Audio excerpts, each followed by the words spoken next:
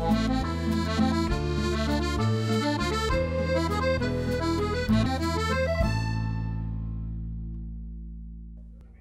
I'm Megan Kifiak. Welcome back to Bouchée, français. And I'm Caleb Peck. Bienvenue. So, I'm finished with driver's ed classes. Now I just have to practice. Oh, cool. Do your parents let you drive much? Yeah, sometimes. The only thing is, the car they let me drive is a piece of junk. Oh. Well, you know what they say. Faute, grives, mange, merles. What? Ew. Why would I eat thrushes or blackbirds? Oh, it's an expression, not literal. It doesn't actually mean you eat blackbirds for the lack of thrushes.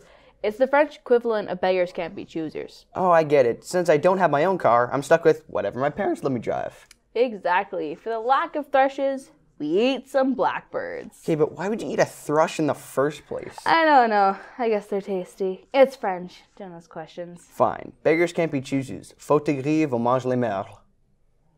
You got it. That's it for Bouchée français this week. See you next week. Au revoir.